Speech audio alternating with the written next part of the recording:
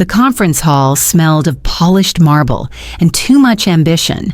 Midtown glass reflected back 200 faces gathered for the quarterly all-hands. Screens glowed with charts and buzzwords, the usual theater of success. I sat quietly in the third row, notebook balanced on my lap, pretending to care about the parade of numbers I'd already prepared weeks ago. Then Marcus Ellery, our CEO, cleared his throat. The room shifted. He was supposed to transition into the standard vision statement portion of the meeting, but instead his gaze locked on me. "Clara," he said, voice smooth like it always was before he dropped the knife. "Would you join me up here?" A ripple went through the rows. I felt 200 pairs of eyes trail me as I walked to the stage, heels echoing against the marble. I expected a token gesture of acknowledgement for my 15 years, maybe some hollow thanks before being quietly escorted out later. What I didn't expect was the smile on his face. "This," Marcus declared, gesturing toward me like I was a prop, "is how power works." The room froze. His hand sliced the air as if he were conducting an orchestra of silence. Effective immediately. "Clara Vera is no longer with this company." Gasps. Then the shuffle of eyes dropping to phones or shoelaces. My body stayed still, though inside something snapped into perfect clarity. He wanted humiliation, spectacle, but the twist cut deeper. Marcus's next words came with a triumphant flourish. "Please welcome Jared Knox, who will be stepping into Clara's role." Jared. The young analyst I'd mentored from his first day. The one who used to leave handwritten notes on my desk thanking me for every chance I gave him. He walked on stage in a tailored suit, grin too wide, hand extended not to me but to Marcus. It was betrayal wrapped in a handshake, my so-called protege bowing to the man who had just gutted me. I didn't flinch. I didn't cry. I simply let a smile creep across my face, slow and unnerving. It made Jared falter, made Marcus glance twice as if wondering what I knew that they didn't. The silence that followed wasn't weakness. It was the first brick I laid in something far stronger. I stepped down from the stage with steady poise, heading back toward the rows of averted eyes, already thinking of what waited in the locked drawer of my office. Walking back to my seat, I caught the way people's eyes darted from me like I carried a contagion. Some I'd eaten lunch with 100 times. Others I'd defended when budgets were slashed. Now, every one of them found new fascination in their phones or coffee cups. 15 years.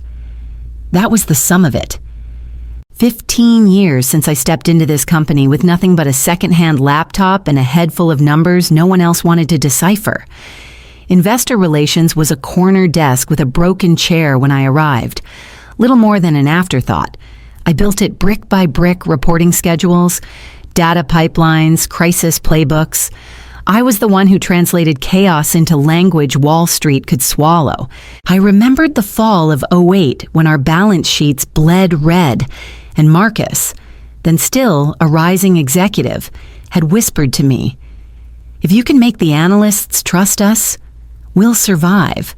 I worked 3 nights without sleep, rewriting projections until my eyes blurred, crafting narratives that steadied the stock price just enough to keep us from collapse. Marcus called me mission critical then, like I was the oxygen running through the building. There were more nights like that than I could count. Nights when I stared at glowing spreadsheets while the cleaning crew vacuumed around my heels. When my dinner was vending machine pretzels washed down with flat soda, I carried their mistakes, concealed their excesses, polished their lies into something investors would buy. And now, standing on that stage, Marcus had erased it all with one sentence. Jared smiled at his new title, and the room applauded politely. Not for me, but for him. I sat back down, my notebook still open to the agenda I had prepared, the ink smudged by the sweat of my hand. The applause faded into murmurs. then into the dull hum of air conditioning. No one looked at me. It was as if I had never existed. I pressed the notebook shut, slipped it into my bag, and reminded myself of what waited for me upstairs in the drawer no one had touched yet. The walk back to my office felt like moving through a corridor of wax figures. Faces I'd known for years stiffened as I passed, frozen smiles plastered on while their eyes sank to the floor. No one spoke, not a word of thanks, not a whisper of protest, only the hollow shuffle of shoes against carpet. My nameplate was already gone from the door. In its place, a strip of tape scrawled with the word transitioning. Efficient little vultures. I pushed the door open and stepped into the only space that had ever really been mine in this building. The air still carried the faint scent of cinnamon gum and toner, like the ghosts of late nights past. I moved mechanically, taking my mug with the chip shaped like Ohio, the framed photo from the last Christmas Zoom party, the paperweight of a sinking ship gifted by a boss long gone. Small things, tokens of years they couldn't erase. Then I opened the bottom drawer. The key turned with a click I could feel in my bones. Inside lay the thin black folder no one else had ever touched.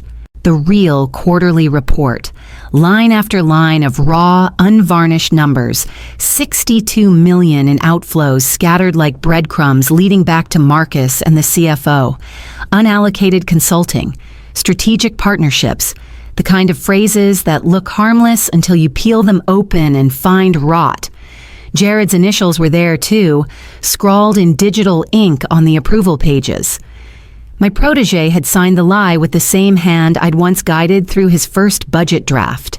I stared at the folder for a long time, fingers resting on the edge. I could have slipped it into my bag. I could have walked out with the smoking gun. But evidence in my hands would make me the story. Evidence left behind would make it theirs. I shut the folder, turned the key, and left it locked where it belonged, a bomb waiting for the right hands to open it. With my bag on my shoulder, I stepped into the hallway, already knowing this wasn't the end of what I had planned. Brooklyn was quieter than Midtown, the streets already cooling under the weight of dusk. I dropped my bag by the door, kicked off my heels, and let the silence wrap around me. The fridge hummed like it always did, steady and indifferent. I poured a glass of red wine, more spite than Merlot, and sat at the kitchen table with the laptop that had carried me through more battles than Marcus ever knew. The screen glowed to life, and for a moment I half expected a 403 access denied to slam shut in my face. But the portal opened without protest, my name still in the corner, admin rights intact, HR's oversight, their arrogance. Or maybe just laziness. I leaned back in my chair, sipping slowly, scrolling through the files. There it was, the glossy fiction Marcus and the CFO had signed, a neat stack of euphemisms polished until they shined, expenses labeled as strategic reinvestments, losses buried under anticipated partnerships. Jared's signature rested at the bottom like a seal of betrayal. I clicked away from it and pulled up my own draft, the one saved under an innocuous label they never thought to delete. The numbers bared their teeth on the screen, 62 million in outflows with no justification. Invoices pointing back to boardroom pockets, raw, ugly truth no amount of spin could disguise. The investor call was scheduled for 9 the next morning. I scrolled down to the publish settings, my hand steady, a few keystrokes, a confirmation click, and the system cued the real report to go live at 8:59 a.m., 1 minute before the lies could find their stage. I drained the last of my glass and shut the laptop. The hum of the fridge, the faint hiss of traffic outside, even the sound of my own breathing, all of it folded into a calm that felt heavier than rage. The decision was made, and now the countdown had begun. The wine had left a dull warmth in my chest, but my hands were steady as I opened LinkedIn. Notifications stacked like confetti, most of them irrelevant until one post pinned me in place. Jared Knox. His face glowed in the filtered light of a corporate headshot, his caption smug and triumphant. Honored to step into a leadership role at a pivotal time for the company. A new era of transparency begins today. I nearly laughed. Transparency. The word clung to the screen like a bad joke. A hollow echo of every late night I'd spent rewriting reports to cover someone else's mistakes. I remembered Jared's first weeks, how he'd struggled with basic reconciliations, how I'd walked him through the ledger until he could finally see patterns instead of numbers. Back then, he called me his mentor, even bought me coffee with his first paycheck. Now he was Marcus's golden boy, polishing the knife he'd left in my back. My thumb hovered over the screen, and memories spilled fast conference calls at midnight, my eyes burning under fluorescent lights, while Marcus stumbled through presentations I had built line by line. Unpaid weekends spent smoothing out disasters so executives could keep their bonuses. My voice had steadied them through market dips. My hands had stitched holes in their credibility. And still, I was discarded like a footnote, erased by a sentence. For a moment, anger rose sharp in my throat, but then it flattened, cooled, hardened into something cleaner. Marcus thought firing me in public was the end of my story. Jared thought stepping into my seat made him legitimate. They were both wrong. I set my phone down, pushed my empty glass aside, and let the silence settle. They didn't fire me. They freed me, and tomorrow morning, when the clock struck 8:59, they would learn what freedom looked like from the other side. I woke before the alarm. My body already knew what day it was. The city outside my window hadn't quite shaken off the gray of dawn, but my kitchen light carved out a small island of clarity. I padded across the floor barefoot, hair pulled into a careless knot, hoodie hanging loose around my shoulders. The coffee was black, bitter, just the way I needed it. I held the mug in both hands as if it were a compass pointing me steady. On the laptop screen, the investor portal dashboard blinked awake. My name still sat in the admin corner, the system oblivious to the fact that I no longer belonged.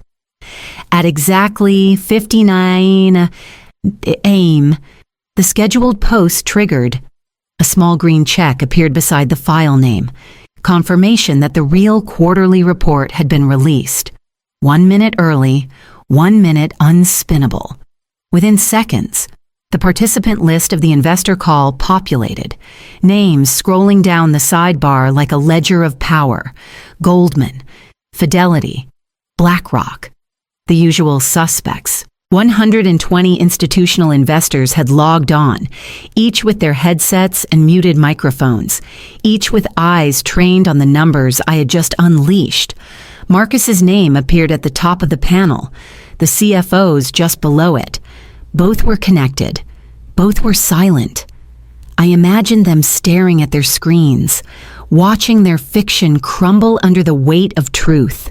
The carefully massaged narrative they thought would carry the morning had been replaced by raw decimals that cut like glass. I sipped my coffee slowly, letting the heat sting my tongue. The silence stretched, thick and expectant. Normally, these calls began with practiced banter, polite greetings, a round of empty optimism before the CFO launched into his buzzword sermon. Not today. Today, the leaders of the company sat muted, their confidence strangled by the numbers they couldn't bury. From my kitchen table, I watched the little gray bubbles sit at the top of the screen, still and useless. My report was already open in 100 windows, dissected by sharp eyes trained to find blood in balance sheets. The stillness pressed on the call like a storm waiting to break, and I leaned back in my chair, knowing the silence itself had already spoken louder than they ever could. 3 full minutes dragged across the call like an eternity. The participant count kept climbing. 120, 125, 130. Every face stayed muted, waiting. The silence heavier than any speech. Then a voice cut through, measured, calm, and final. Can someone explain the 62 million in untagged outflows? Chairman Holt's words landed like a blade. The CFO's icon flickered. His voice stumbled out, thin and uncertain. Yes. That particular figure represents transitional consultant costs and deferred initiatives associated with legacy integration. He didn't finish. Another voice unmuted, sharp as a whip. Which consultants? Why are they unnamed? It came from an analyst in London. Marcus finally stepped in, tone drenched in practiced charm. What you're seeing is a reflection of strategic realignment. We're confident this expenditure positions us for long-term growth. He barely reached the end before another investor interrupted. Growth. You've lost track of $62 million. That's not strategy. That's negligence. The questions rolled in, each one striking harder than the last. Why is this not disclosed in previous guidance? Where are the invoices? How does this reconcile with Q2? I could almost hear Marcus straining for air, his favorite buzzwords crumbling. Operational synergy, forward momentum. None of them could mask the raw data blinking in front of those analysts. They weren't just hearing excuses, they were comparing numbers, tracing breadcrumbs straight to the CFO's office. From my kitchen table, I scrolled through the call log. Investors had already downloaded the appendix, the one I'd buried with invoice references and project codes. My fingerprints were gone, but the truth was all there, screaming louder than any accusation I could ever make. Marcus tried again, voice cracking under pressure. We believe these figures, when contextualized, reflect our proactive approach. Another investor cut him off cold. Stop spinning. Start answering. The silence that followed was worse than shouting. It was the moment the guillotine hangs above the neck, waiting for gravity to finish the job. I leaned back, coffee cooling at my side, and watched the blade begin its descent. I opened a second tab and pulled up the live market feed. The ticker pulsed red, dropping like a stone. Within 10 minutes, the stock was down 7%, volume spiking as if the floor had just given way. Back on the call, investors had stopped asking polite questions. They were circling like sharks now, their voices layered over one another, referencing exact pages, footnotes, invoice codes, all pulled directly from the 42-page report I had scheduled. Each download notification appeared in the system log Vanguard, Bridgewater, CalPERS. Even the smaller funds, the ones usually too timid to challenge, were quoting my appendix back at Marcus. The screen showed him stiff in his leather chair, lips moving but no sound coming out until the CFO jumped in with another flimsy deflection. It didn't matter. The truth had already left the cage. And then I noticed Jared. His camera feed sat in the bottom corner, jaw tight, sweat pooling along his hairline. He tried to look composed, nodding every time Marcus spoke, but his signature was stamped across too many pages. He knew it. And so did I. His LinkedIn boast about transparency had aged about as well as spoiled milk. Another investor broke through the noise, voice clipped and cold. Page 27 lists 4 separate outflows tied to consulting with no project codes. How do you expect us to value your integrity when you can't even account for your cash? Marcus froze. His silence said more than any spin he might have attempted. The pause stretched long enough for the market feed to tick down another percentage point. From my kitchen table, I took another sip of coffee, lukewarm but perfect in its timing. Years of carefully staged narratives were unraveling in real time. threads pulled loose by people who knew exactly where to tug. And just as the tension reached breaking point, another voice entered the call, sharper than the rest, carrying the weight of verdicts yet to come.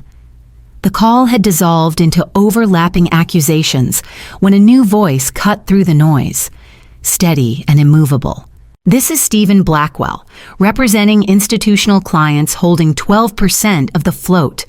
We'll be taking this discussion offline. The effect was immediate. The question stopped. The silence carried the weight of verdicts already sealed. Everyone on that call understood what those words meant: lawsuits, subpoenas, closed-door sessions where careers were traded like poker chips. I toggled back to the report log, scanning the metadata. That's when I saw it. Every one of those fabricated versions carried digital approval trails. Marcus and the CFO, of course, but also Jared, his initials, his timestamp, woven into the fraud like threads in a noose. A sour satisfaction tightened in my chest. The boy who once thanked me for teaching him pivot tables was now bound to Marcus's fate. Mentee turned traitor, now collateral damage. He'd signed off on the rot to curry favor, and now his signature was a nail hammered into his own coffin. I returned to the call window.